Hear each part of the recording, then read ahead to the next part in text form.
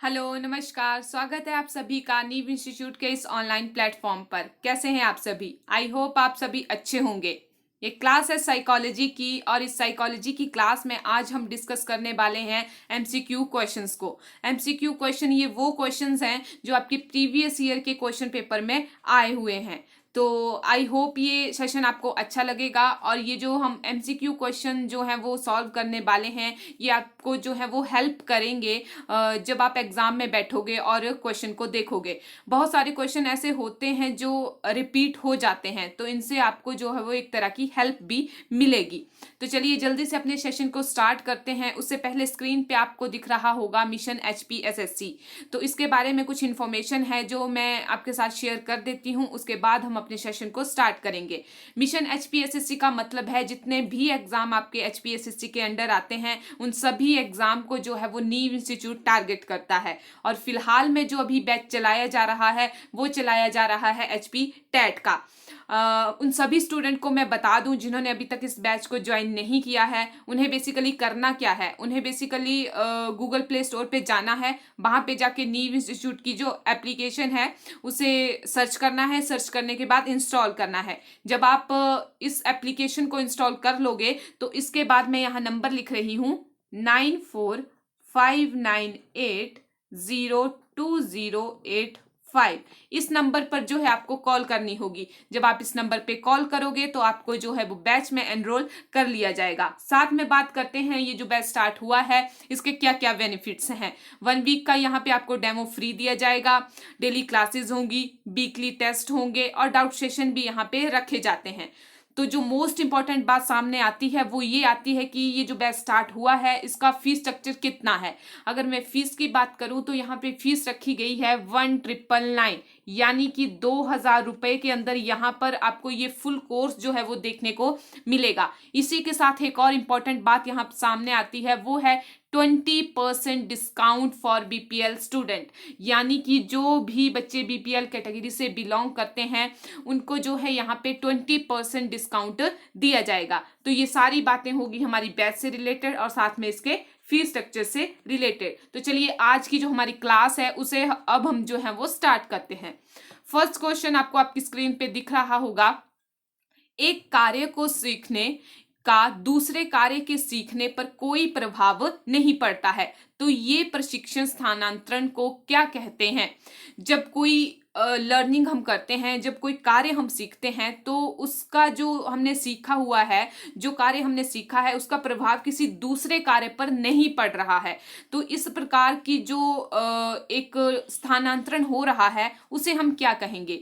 ए है निषेध प्रशिक्षण स्थानांतरण, बी शून्य प्रशिक्षण स्थानांतरण, सी नगण्य प्रशिक्षण स्थानांतरण और डी है तटस्थ प्रशिक्षण स्थानांतरण। तो ये जो है जब एक कार्य को सीखने के बाद उसका कोई प्रभाव हमारे दूसरे कार्य पर नहीं पड़ता है उसे हम बोलते हैं शून्य प्रशिक्षण स्थानांतरण। यानी फर्स्ट क्वेश्चन का ऑप्शन नंबर बी जो है वो सही हो जाएगा, शून्य प्रशिक्षण स्थानांतरण। जैसे कि इसको हम जीरो ट्रांसफर ऑफ लर्निंग भी बोलते हैं, उसी तरह पॉजिटिव ट्रांसफर ऑफ लर्निंग होती है, नेगेटिव ट्रांसफर ऑफ लर्निंग भी होती है। क्वेश्चन नंबर 2 है यहाँ पे पुरस्कार का उस पर क्या प्रभाव पड़ता है। यानी यहाँ बात की जा रही है बच्चे की, चाइल्ड की। अगर उसको पुरस्कार दिया जाता है तो उस चीज का बच्चे पर क्या प्रभाव जो है वो पड़ता है। ऑप्शन ए है बालक उस कार्य को देर से सीखता है, ऑप्शन बी है बालक उस कार्य को जल्दी सीख लेता है, ऑप्शन सी है पुरस्कार का कोई भी प्रभाव नहीं पड़ता है, या ऑप्शन डी है उपरोक्त सभी। तो आप खुद सोचिए कि उस चीज का बच्चे पे क्या प्रभाव पड़ेगा। या हम खुद को भी इसमें कंसीडर कर सकते हैं, जब हमें रिवॉर्ड मिलता है, ठीक है, किसी चीज का जो हमने काम किया उस चीज के लिए हमें रिवॉर्ड मिल रहा है तो क्या होता है, उस कार्य को क्या होता है, उस कार्य को जो बच्चा है वो जल्दी सीख लेता है, या उस कार्य को बच्चा जो है वो बार बार करना चाहता है। ठीक है, तो इस क्वेश्चन नंबर 2 का जो है वो सही आंसर होगा ऑप्शन नंबर बी, यानी बालक कार्य को जल्दी जो है वो सीख लेता है। जरूरी नहीं है कि जब रिवॉर्ड मिलता है तो बच्चा जो है हर बार जो है वो कार्य को जल्दी सीख ले। ठीक है। कई बार क्या हो जाता है, उसको ये आदत पड़ जाती है कि कोई बात नहीं, रिवॉर्ड तो मिलना ही मिलना है, ठीक है, मैं चाहे कार्य करूं या फिर चाहे मैं लेट भी करूं, ठीक है। तो कई बार इसका उल्टा भी हो जाता है। नेक्स्ट क्वेश्चन है हमारे पास, क्वेश्चन नंबर 3, बालकों में करके सीखने का सिद्धांत उपयोगी होता है चूंकि। करके सीखने का सिद्धांत क्यों उपयोगी होता है, इससे क्या बेनिफिट होता है बच्चे को। ऑप्शन ए है, इसमें बालकों का प्रत्यक्ष अनुभव नहीं होता है। ऑप्शन 2 है, इसमें बालक कम सक्रिय या क्रियाशील रहते हैं। ऑप्शन 3 है, यहाँ पे इनमें बालकों का ज्ञान अधिक समय तक स्थायी रहता है। ऑप्शन 4 है, इनमें बालकों का ज्ञान व्यवहारिक होता है। तो जब बच्चे लर्निंग बाय डूइंग एक्टिविटी से सीखते हैं, यानी करके सीखते हैं, करके सीखने का मतलब है वो उस चीज में इन्वॉल्व होते हैं, फिजिकली मेंटली जो है वो उस चीज में इन्वॉल्व होते हैं जब वो कुछ चीज सीख रहे होते हैं। तो क्या होता है उसकी वजह से, इनमें बालकों का ज्ञान जो है अधिक समय तक स्थायी रहता है, यानी जो वो उन्होंने सीखा है वो अधिक समय तक उनके माइंड में रहता है, स्थायी रहता है। तो क्वेश्चन नंबर 3 का जो सही आंसर होगा वो होगा ऑप्शन नंबर 3, इनमें बालकों का ज्ञान अधिक समय तक स्थायी रहता है। क्वेश्चन नंबर 4 है, भाटिया बैटरी टेस्ट का संबंध है। ये मैंने आपको जो टेस्ट करवाए हैं उनमें बताया है कि ये जो भाटिया बैटरी टेस्ट है वो किससे रिलेटेड है। ऑप्शन ए है, आपके व्यक्तित्व अध्ययन से, यानी आपकी जो पर्सनैलिटी के टेस्ट पढ़ाए थे मैंने उससे रिलेटेड है। बुद्धि के अध्ययन से है, इंटेलिजेंस से रिलेटेड है, सृजनात्मक से रिलेटेड है, या संवेदनात्मक क्रियाओं से रिलेटेड है। ठीक है, तो ये किससे रिलेटेड है, तो ये जो भाटिया बैटरी टेस्ट है आप सभी जानते हो ये रिलेटेड है आपका बुद्धि अध्ययन से, यानी ऑप्शन नंबर 2 जो है यहां से ही हो जाएगा, बुद्धि अध्ययन से। उसी तरह से हमारे पास क्वेश्चन नंबर 5 है, मनोवैज्ञानिक व्यवहार का निश्चित या शुद्ध विज्ञान है, यानी जो साइकोलॉजी है वो व्यवहार का निश्चित या फिर प्योर साइंस है। तो ये जो डेफिनेशन है ये किसके द्वारा दी गई थी। ऑप्शन ए है वॉटसन, ऑप्शन 2 है थॉर्नडाइक, ऑप्शन सी है यहाँ पे पेवलव, ऑप्शन 4 है यहाँ पे स्किनर। तो ये जो डेफिनेशन है ये किसके द्वारा दी गई थी, वॉटसन के द्वारा। तो यहाँ पे क्वेश्चन नंबर 5 का सही आंसर हो जाएगा वॉटसन। क्वेश्चन नंबर 6 है, यहाँ पे मनोविज्ञान का जनक किसे कहा जाता है, यानी कि फादर ऑफ साइकोलॉजी जो है वो किसे कहा जाता है। ऑप्शन ए है वॉटसन, ऑप्शन 2 है विलियम वुंट, ऑप्शन 3 है जॉन लॉक, ऑप्शन 4 है सिगमंड फ्रॉइड। तो साइकोलॉजी के फादर किन्हें कहा जाता है, इस बात में बहुत सारी कंफ्यूजन होती है, क्योंकि यहाँ पे जो है और भी क्वेश्चन आते हैं, जैसे कि मॉडर्न साइकोलॉजी के जनक किन्हें कहा जाता है, बिहेवियरिज्म के जनक किन्हें कहा जाता है।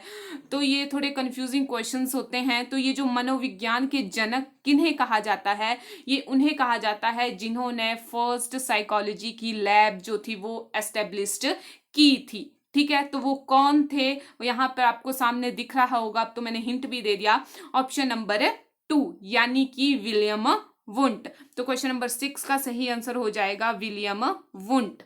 उसी तरह से नेक्स्ट क्वेश्चन है, क्वेश्चन नंबर 7 है हमारे पास, मनोविज्ञान की प्रथम प्रयोगशाला 1879 में किसने लिप्जिंग विश्वविद्यालय में स्थापित की थी।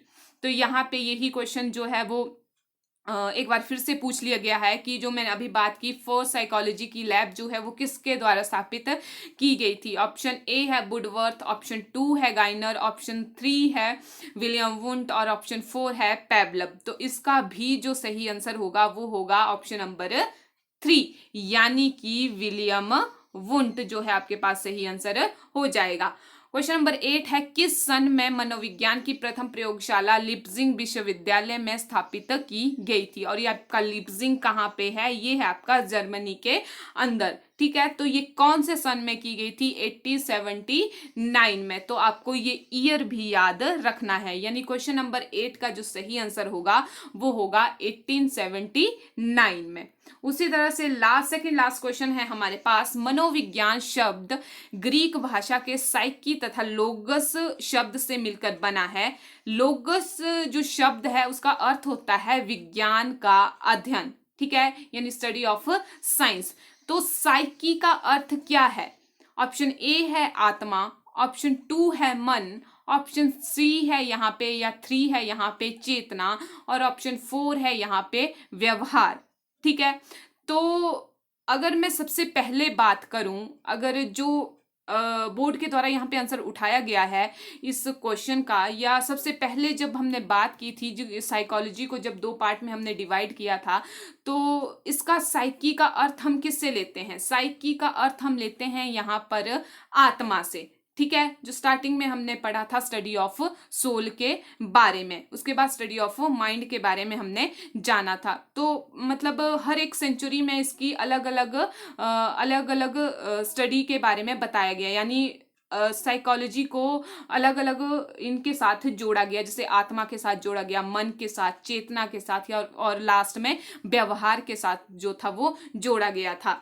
तो यहाँ पर जो सही आंसर उठाया गया है वो उठाया गया क्वेश्चन नंबर 9 का ऑप्शन नंबर 1, यानी कि आत्मा। तो इसका सही आंसर हो जाएगा आत्मा।